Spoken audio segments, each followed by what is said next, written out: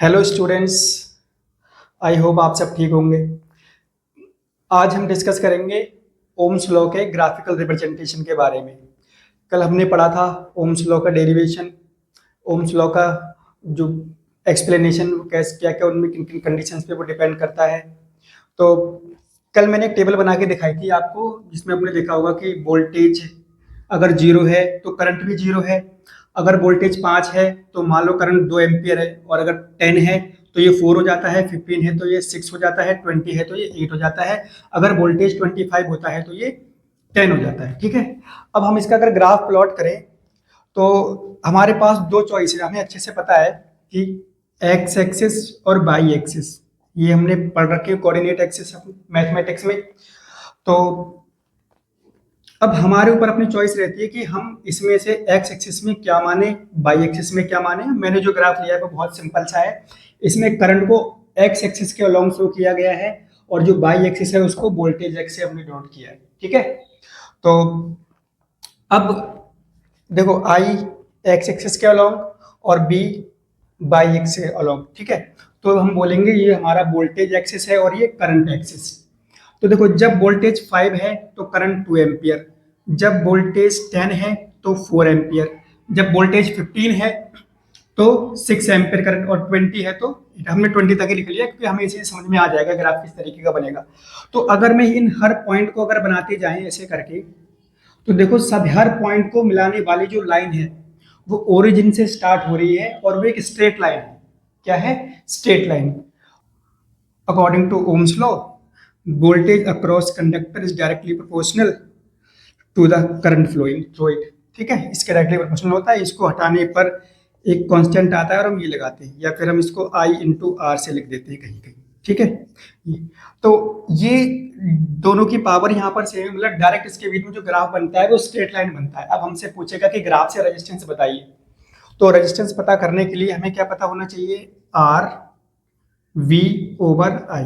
ठीक है। अब अल्टीमेटली वोल्टेज ये तो सोर्स का होगा, आई भी करंट होगा, बट यहाँ पर हमें ग्राफ में अलग अलग डेटा दे रखा है। जब हम इसका एक्सपेरिमेंट करते हैं लेबोरेटरी में, तो हमें नॉर्मली वोल्ट मीटर और अमीटर की दोनों रीडिंग लिख करके ये टेबल्स बनानी होती है। ये टेबल बना के फिर हम ग्राफ प्लॉट करते हैं। तो अगर हमें इसमें किसी भी कहीं पे भी ग्राफ अगर वो चेक करना है रेजिस्टेंस, तो हम क्या करेंगे? रेजिस्टेंस निकालने के लिए R is equal to change in voltage upon change in current. हम सीधे सिंपल से लिखेंगे change in potential over change in current, क्योंकि ग्राफ में तो दोनों चीजें वेरी कर रही। चेंज इन करंट, तो करंट का मतलब इलेक्ट्रिक करंट। तो हम इसको यहां पर लिखते हैं R is equal to V2 minus V1 और I2 माइनस I1। ठीक है, हमें ये फॉर्मूला याद रखना है ग्राफिकल स्टडी करने के लिए इसके। तो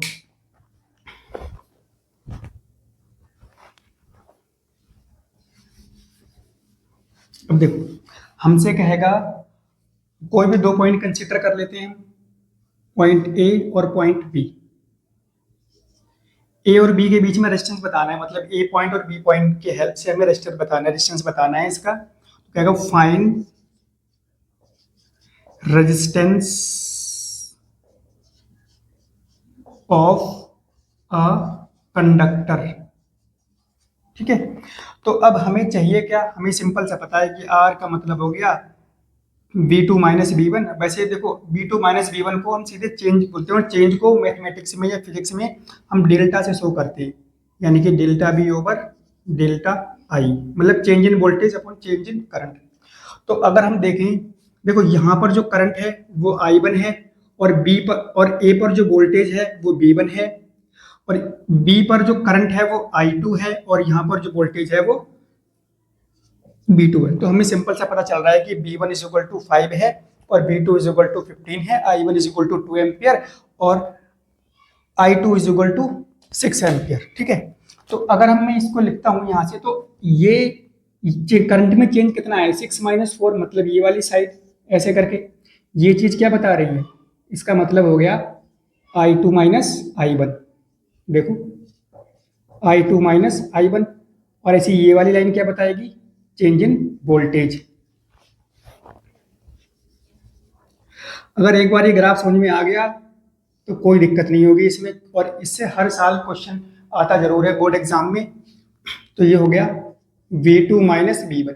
अब मैं इस दोनों पॉइंट को यहाँ पर मान लेता हूँ C। तो अगर मैं इसमें लिखता हूँ V2 minus V1, I2 minus I1। अब देखो V2 माइनस V1 का मतलब क्या हो गया, BC, और I2 माइनस I1 का मतलब हो गया क्या, AC। तो इसका मतलब ये हो गया कि R is equal to BC over AC। अब BC ओवर AC अगर हम देखें तो ये बन क्या रहा है, ACB, एक राइट एंगल ट्राइंगल है, देखो इस तरीके से ACB। अगर ये एंगल थीटा है तो क्या ये एंगल भी थीटा होगा। अब जब इसका मतलब ये एंगल भी थीटा है यहाँ पर, तो मैंने इस वाले ट्राइंगल को यहाँ पे बना लिया, ठीक है। तो अब अगर हम इसमें देखें, इसमें tan theta is equal to क्या है, BC ओवर AC का मतलब क्या हुआ, टेन थीटा अगर मैं यहाँ पर लिखूं तो BC ओवर AC, और BC ओवर AC का इसका मतलब हो गया R is equal to tan theta. इसका मतलब ये है, अगर BI का ग्राफ अगर हम बनाते हैं तो अब ये ध्यान रखना है कि वोल्टेज हमारा हॉरिजॉन्टल एक्सिस है या वर्टिकल एक्सिस, ये चीज बहुत ध्यान देने वाली है, बच्चे अक्सर इसमें कंफ्यूज हो जाते हैं। देखो अगर वर्टिकल एक्सिस वोल्टेज है और हॉरिजॉन्टल एक्सिस यानी कि जो क्षैतिज रेखा है वो करंट के लिए इंडिकेट करती है, तो जो रेजिस्टेंस होगा वो simply R is equal to tan theta होगा, और टेन थीटा का मतलब होता है स्लोप, इसको बोलते हैं स्लोप। क्योंकि देखो ये एक स्ट्रेट लाइन है और लाइन का जो स्लोप है वो टेन थीटा के फॉर्मूले से निकाला जाता है, ये आप हायर क्लासेस में देखोगे यहाँ पर। तो ये चीज इतना समझ में आ गया। अब हम आगे बढ़ते हैं, क्या हो अगर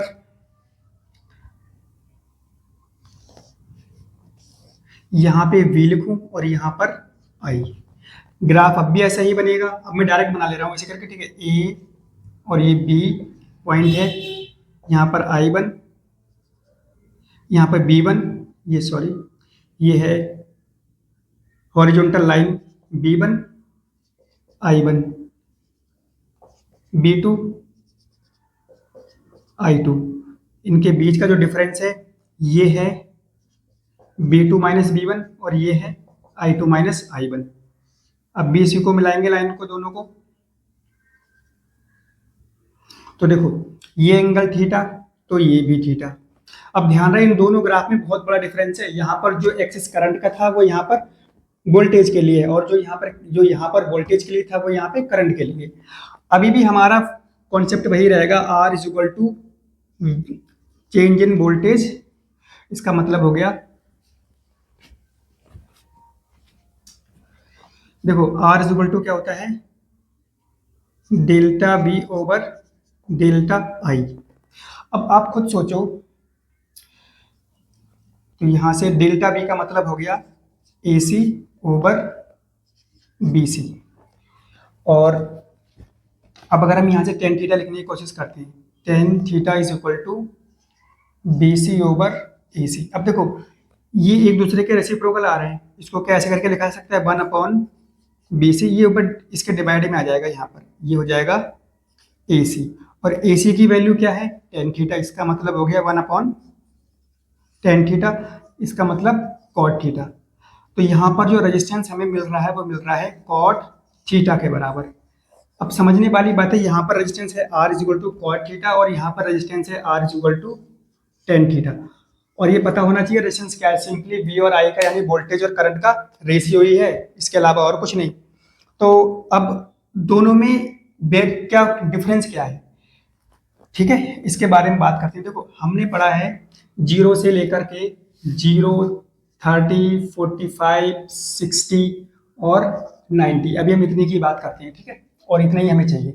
अगर यहाँ पर साइन थीटा होता है तो साइन 0 की वैल्यू 0, 30 की 1/2, 45 की 1/√2, और इसकी वैल्यू कितनी होती है, √3/2, और इसकी 1। कॉस में क्या होता है, उल्टा हो जाता है, तो इसका मतलब ये हो गया 1/√3/2, 1/√2, और ये 1/2 और ये 0। अब हमें यहाँ से 10 की वैल्यू चाहिए, क्योंकि हमें आसान है, 10 की वैल्यू निकाल लेंगे तो हम कॉट की आराम से आ जाएगी। तो देखो 10 जीरो की वैल्यू 0 और इस 30 की अंडर रूट थ्री और ये वैल्यू 1 हो जाएगी, ये हो जाएगा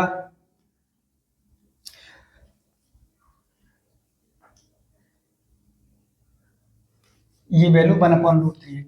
10 जीरो की वैल्यू 0 और 30 की वैल्यू 1/√3 1 और ये हो जाएगा अंडर रूट 3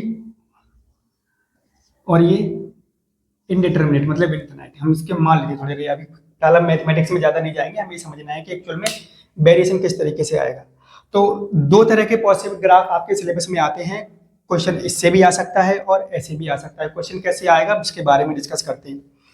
ध्यान रखना है, कभी भी ग्राफ आए सबसे पहले आप फोकस करो किस पे, ये देखो एक्सिस कौन से हैं, अब मतलब एक्सिस किस अकॉर्डिंग दिए गए। हॉरिजॉन्टल एक्सिस अगर आई है, वर्टिकल एक्सिस बी है, वोल्टेज है, तो इसका मतलब है कि आपका जो रेजिस्टेंस होगा वो tan थीटा के अकॉर्डिंग होगा, ठीक है। और अगर हॉरिजॉन्टल एक्सिस बी है और वर्टिकल आई है तो resistance R is equal to cot theta के अकॉर्डिंग होगा, मतलब रेजिस्टेंस जो होगा वो cot थीटा पे डिपेंड करेगा। अब इसमें क्वेश्चन कैसे आता है वो मैं आपको बताता हूँ।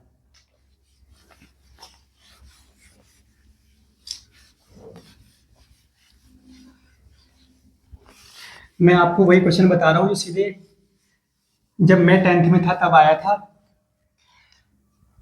तब से मुझे आज तक याद है वो। देखो यहाँ पर है,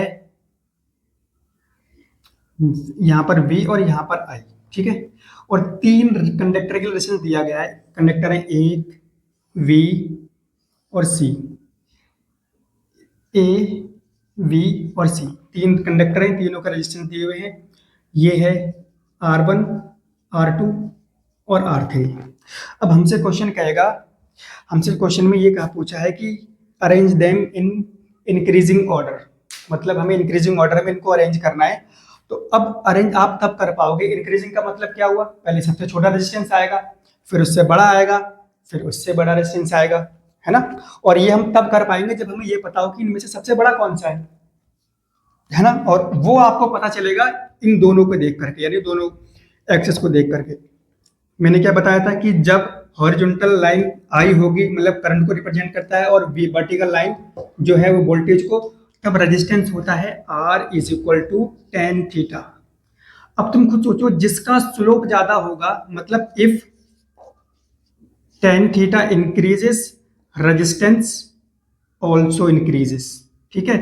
if tan theta decreases resistance also decrease. आप खुद देखो ना, tan जीरो की वैल्यू 0 है, 30 की थोड़ी बड़ी, फिर 45 की और ज्यादा है 1 है, और इसकी 60 की अंडर रूट 3 है, अंडर रूट 3 1 से ज्यादा होता है, और ये तो इनडिटर्मिनेट है, मतलब इसको हम बता ही नहीं सकते कितना है।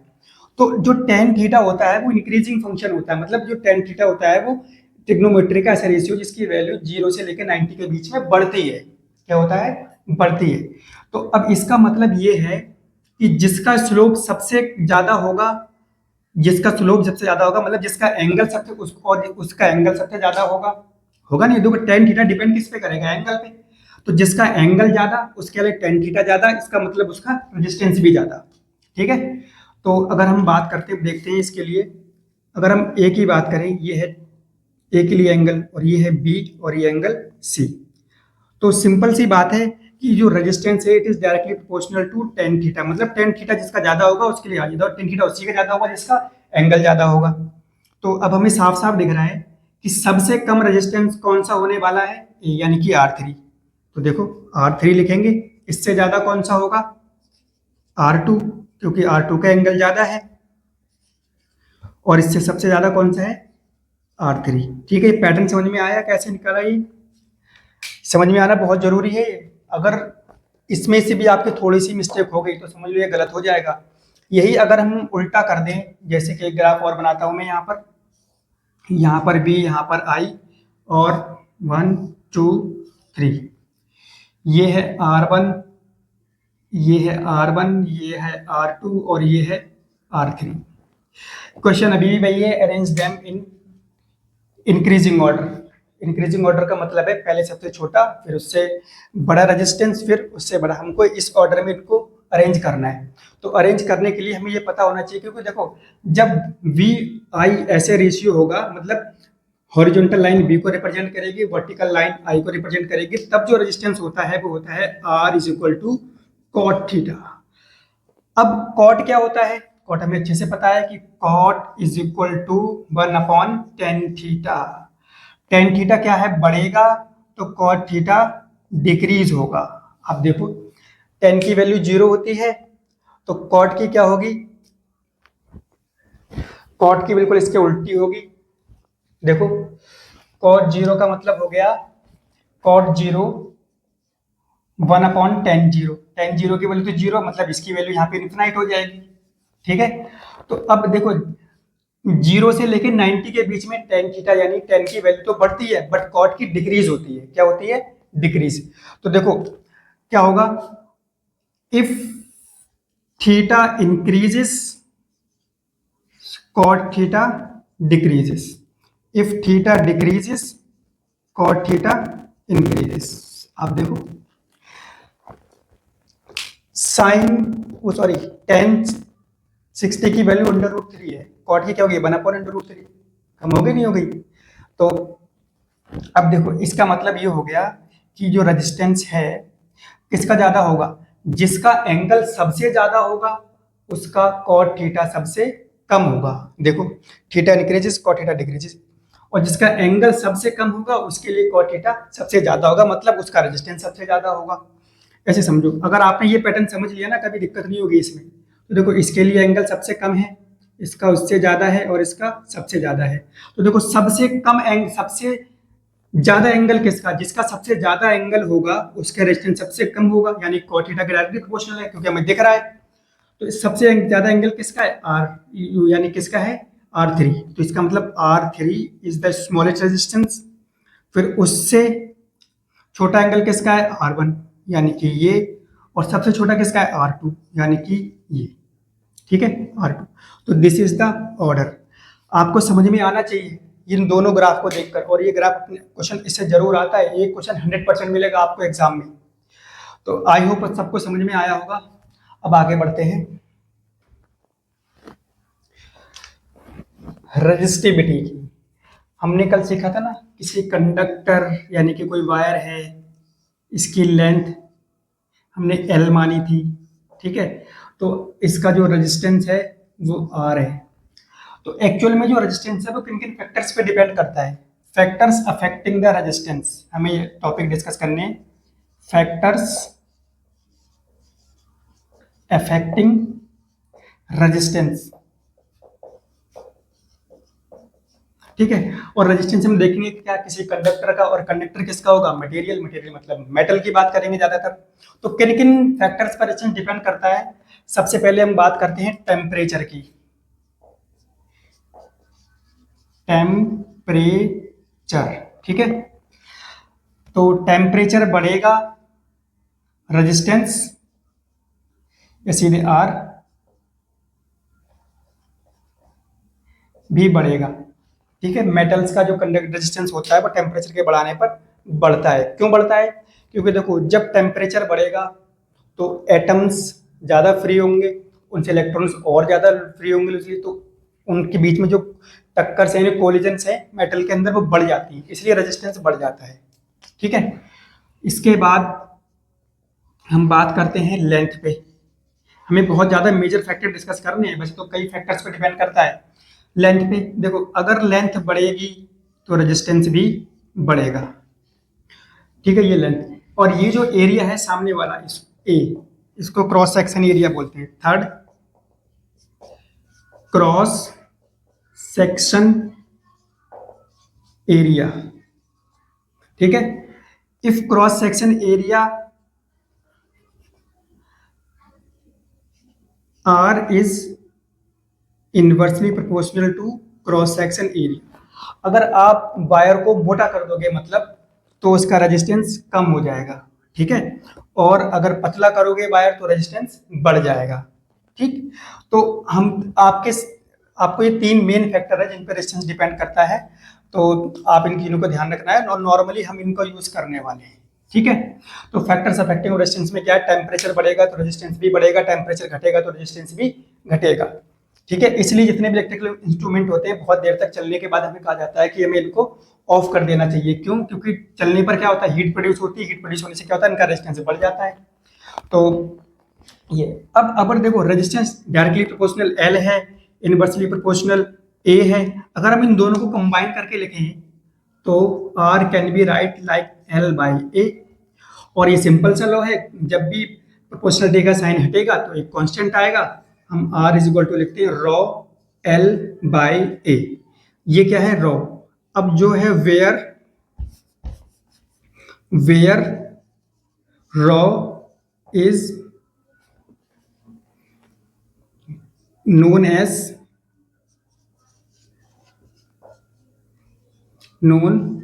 as resistivity।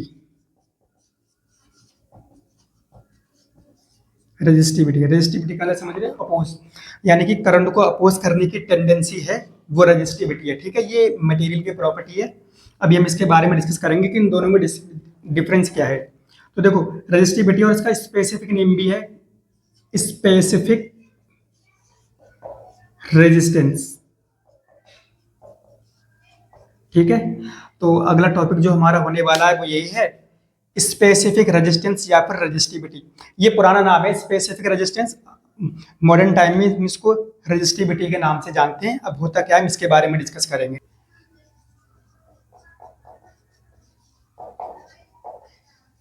रेजिस्टिविटी, तो अगर हम देखो R इज इक्वल टू है रॉ एल बाई ए, तो यहां से रॉ हो जाएगा R ए बाय एल। इसकी यूनिट क्या होगी, चलो यूनिट के बारे में बात करते हैं। रेजिस्टेंस की यूनिट होती है ओम, सिंबल लिख रहा हूं मैं। एरिया की होगी मीटर स्क्वायर और लेंथ की होगी मीटर, तो मीटर से मीटर कैंसिल, तो ये अल्टीमेटली इसकी यूनिट हो जाएगी ओम मीटर, या फिर हम इसको ऐसे करके लिख सकते हैं ओम मीटर। तो रेजिस्टिविटी की यूनिट क्या होती है, ओम मीटर। अब डिफरेंस क्या है दोनों में, डिफरेंस बिटवीन आर एंड रो, इन दोनों में डिफरेंस हमें डिस्कस करना है। ठीक है, वन बाय वन करके मैं डिस्कस करता हूं। देखो इस तरफ है आर यानी कि रेजिस्टेंस, और इस तरफ है रेजिस्टिविटी। पहली बात तो देखो ये है, it is a characteristics of material. ये एक ही मटेरियल के वायर के लिए अलग अलग वायर के लिए कांस्टेंट होगी, और जबकि रेजिस्टेंस क्या होगा, अलग अलग होगा। जैसे फॉर एग्जांपल कॉपर की हम बात करते हैं, कॉपर के 3 वायर है, एक वायर ये है, दूसरा ये है, तीसरा ये है। तीनों की लेंथ अलग अलग है, L1 L2 L3। ठीक है, और तीनों के जो विड्थ है यानी कि इनका क्रॉस सेक्शन एरिया है वो सेम है। तो इस डेफिनेटली सी बात है, इसका R1 होगा, इसका R2 और इसका R3। देखो इसकी लेंथ ज्यादा तो रेजिस्टेंस भी ज्यादा, लेंथ इसकी लेंथ कम तो रेजिस्टेंस भी, इसकी लेंथ सबसे कम तो इसका रेजिस्टेंस भी सबसे कम। मगर इन सब के लिए एक चीज कॉमन होगी, वो है रॉ। क्यों? क्योंकि ये मटेरियल की प्रॉपर्टी है। ठीक है, resistivity refers to the property या कैरेक्टरिस्टिक्स ऑफ मटेरियल। एक ही मटेरियल के अलग अलग लेंथ के, अलग अलग कंडक्टर के रेजिस्टेंस अलग अलग हो सकते हैं, बट उनके लिए क्या होगा, रेजिस्टिविटी सेम होगी। ठीक है, और ऐसे ही अगर सेम रेजिस्टेंस के अलग अलग मटेरियल के वायर हैं, जैसे कि फॉर एग्जांपल एक तरफ एल्यूमिनियम का वायर है, दूसरी तरफ कॉपर का वायर है, सेम बिल्कुल सेम रेजिस्टेंस है दोनों का, मगर इन दोनों के लिए रेजिस्टिविटी अलग होगी, इसकी अलग होगी और इसकी रो2 हम अलग मान लेते हैं। ठीक है, तो इन दोनों के लिए रेजिस्टेंस अलग हो, क्योंकि ये मटेरियल की प्रॉपर्टी है। आपको समझ में आ रहा है मैं क्या बोल रहा हूँ? रेजिस्टिविटी का मतलब होता है इस मटेरियल की प्रॉपर्टी, और रेजिस्टेंस इस पे भी डिपेंड करता है। जैसे कि एक ही कंडक्टर के अलग अलग लेंथ के रेजिस्टेंस अलग अलग हो सकते हैं, बट उन तीनों के लिए, उन सभी के लिए क्या कॉमन है, रेजिस्टिविटी। ठीक है, आई होप सबको समझ में आया होगा। अब इसमें क्वेश्चन कैसे आते हैं वो हम बात करते हैं। देखो तो यही डिफरेंस है ना मेनली, जो मैंने वहां पे डिस्कस कर लिए, हमें यहाँ पे डिस्कस नॉर्मली नहीं करना। हाँ, सबसे पहले देखो इसको डिनोट करते हैं आर से, को हमने पहले कर दिया, इसको रो से। इसकी यूनिट होती है ओम और इसकी यूनिट होती है ओम मीटर। अब आप देखो रजिस्टिविटी अगर हाई, अगर दो मेटल हैं, मेटल वन, मेटल टू, ऐसे फॉर एग्जांपल देख लेते हैं, एल्यूमिनियम, कॉपर और सिल्वर, ठीक है। तो इनमें इसके एल्यूमिनियम यानी कि रॉ एल, रॉ कॉपर और रॉ एजी। देखो अगर हम इसके फॉर्मूले पे देखें, R is equal to rho L by, जिसके लिए रजिस्टिविटी ज्यादा होगी उसका रेजिस्टेंस ज्यादा होगा, और जिसका रेजिस्टेंस ज्यादा होगा इसका मतलब वो पुअर कंडक्टर होगा, मतलब वो कंडक्टर उतना ही बेकार होगा। क्यों हमेशा कहा जाता है कि कॉपर के वायर ज्यादा प्रेफर करते हैं बजाय एल्यूमिनियम के? क्यों? क्योंकि एल्यूमिनियम की रेजिस्टिविटी ज्यादा है। रेजिस्टिविटी का मतलब tendency to oppose the current, ठीक है। ये अगर ज्यादा है तो एल्यूमिनियम का रेजिस्टेंस भी ज्यादा होगा, कॉपर की उससे कम है रेजिस्टिविटी, तो इसका मतलब है इसमें रेजिस्टेंस कम है, करंट फ्लो इजीली हो पाता है एज कंपेयर टू एल्यूमिनियम। मगर सबसे अच्छा तो सिल्वर ही है। सिल्वर की जो रेजिस्टिविटी होती है सबसे कम होती है, इसलिए सिल्वर कहा जाता है कि silver is the best conductor, ठीक है। हमारे यहाँ चांदी के वायर अगर लग जाएं तो हमारी जो पावर का लॉस होता है वो बहुत कम होगा, मगर चांदी का अगर हम वायर लगाएंगे भी तो हमारे यहाँ लोग इतने गरीब हैं कि वो शाम को ही वायर काटने बैठ जाएंगे। तो ये फैक्टर डिपेंड करता है, ठीक है। तो याद रखना, ग्रेटर द रेजिस्टिविटी, ठीक है, पुअर द कंडक्टर। रेजिस्टिविटी जिसकी जितनी ज्यादा होगी, यानी स्पेसिफिक रेजिस्टेंस जिसका जितना ज्यादा होगा उसका रेजिस्टेंस भी ज्यादा होगा और वो उतना बेकार कंडक्टर होगा। ये हमें समझ में आना चाहिए, ठीक है। क्योंकि हम करंट की बात कर रहे हैं तो हमारे लिए अच्छे कंडक्टर वो कहा जाता है जिनका रेजिस्टेंस कम होगा, रेजिस्टेंस उनका कम होगा जिनकी रेजिस्टिविटी कम हो, ठीक है। तो याद रखना, आपके एनसीईआरटी में पूरी टेबल दी हुई है रेजिस्टिविटी की। अब इस बात करते हैं, इस पे ना कुछ क्वेश्चंस आते हैं। क्वेश्चंस कैसे आते हैं उसके बारे में बात करते हैं, ठीक है। वेरिएशन वाले क्वेश्चन आते हैं, मैं एक पूरा डेरिवेशन प्रूफ करके दिखाऊंगा, फिर हम जनरलाइज करेंगे चीजों को।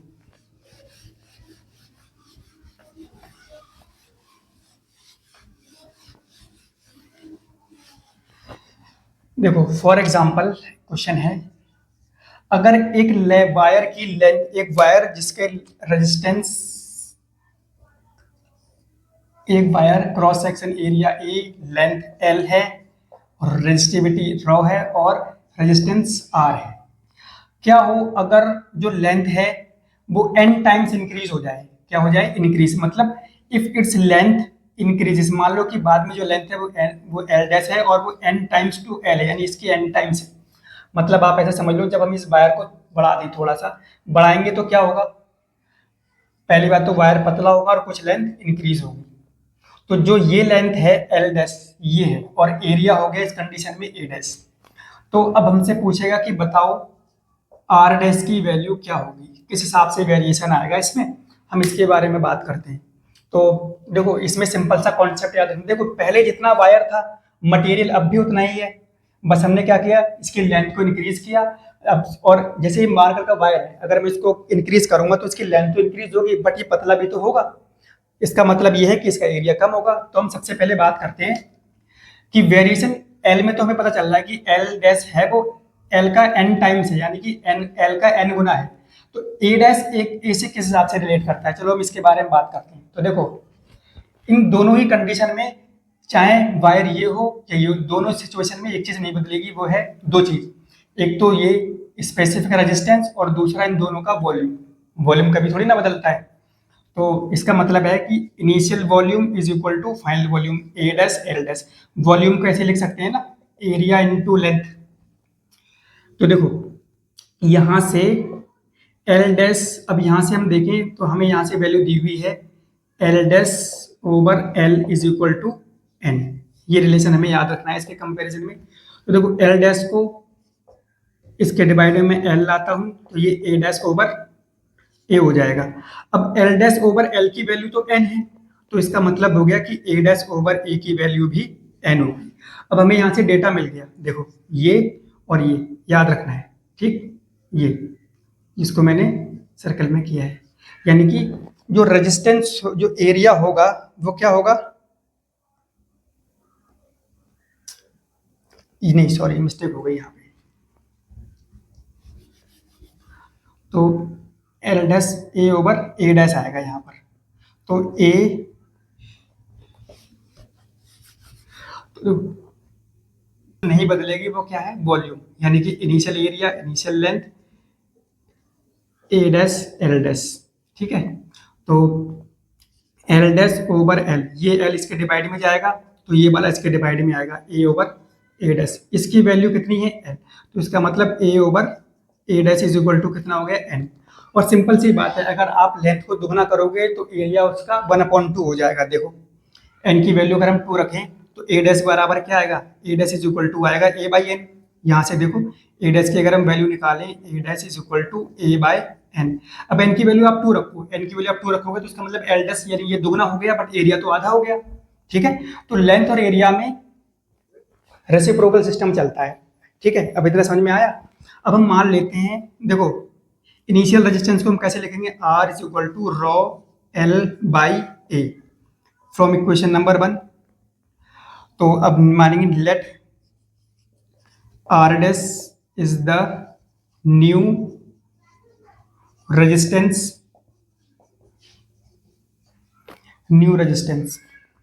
तो R dash is equal to हो जाएगा रॉ, क्योंकि ये दोनों कंडीशन में सेम रहेगा, एल डैश ए डैश। ये क्यों नहीं होगा, क्यों नहीं बदला ये, क्योंकि ये मटेरियल तो सेम ही है भाई, मटेरियल थोड़ी ना बदल रहे हैं हम। पहले भी अगर कॉपर है तो बाद में भी वही वायर कॉपर है। ठीक है, तो याद रखना जब मटेरियल की बात आएगी तब आप इसको नहीं बदलोगे, क्योंकि ये मटेरियल की प्रॉपर्टी, इसलिए मैं बार बार बोल रहा हूँ। तो अब हम करें क्या, हमें आर डैश की वैल्यू चाहिए, तो इक्वेशन नंबर 2 को 1 से डिवाइड करते हैं, 1/2। इक्वेशन 1 को 2 से डिवाइड करने पर देखो आर डैश को आर से और raw L dash by A dash, raw L by A, raw से रॉ कैंसिल। अब ये क्या हो जाएगा, देखो एल डैश ए डैश, ये उल्टा हो जाएगा into A over A dash, A over L. तो देखो अब इसको रीअरेंज करते हैं, R dash over R, L dash over L into A over A dash. देखो रीअरेंज कर दिया। अब एल डैश ओवर एल और ए डैश ओवर ए, इनकी जो वैल्यू हमने निकाल रखी है ना पहले, ये देखो एल डैश ओवर एल की वैल्यू कितनी है, एन, तो हम यहाँ पे रख देते हैं N, into A dash, A over A dash की वैल्यू क्या है, एन, ये भी एन है। तो इसका मतलब हो गया R dash over R is equal to N square. तो R dash is equal to N square into R. अगर आपको ये फॉर्मूला याद रह जाएगा तो आप बार बार कैलकुलेशन से बच जाओगे। बट आपको इसमें याद ये रखना है कि जो एन है, N is a increment in length. ठीक है, N times increment of length. ठीक है, तो अब इसमें देखो सबसे बढ़िया क्वेश्चन जो आता है वो कौन सा आता है, आपके एग्जांपल में भी एनसीईआरटी में दिया हुआ है कि अगर इसका रेजिस्टेंस आर है, R is equal to 4m था इनिशियली, और इसकी जो लेंथ है वो हाफ कर दी गई, लेंथ हाफ कर दी गई, इसका मतलब है कि एन की वैल्यू यहाँ पर क्या कर दी, L dash is L is equal to 1/2 L, N की वैल्यू कितनी आई, हाफ। तो अब हमें ये रेजिस्टेंस चाहिए, तो आप सीधे सिंपल से यहाँ पर फॉर्मूला अप्लाई करो, R dash is equal to N, N का मतलब 1/2 का होल स्क्वायर इंटू आर, और आर पहले कितना है 4, तो 1/4 इंटू 4 कितना आएगा 1 ओम। ठीक है, ऐसे करके हम इसको सॉल्व कर सकते हैं। तो आई होप अब सबको समझ में आया होगा। अब एक क्वेश्चन और करते हैं इसका। देखो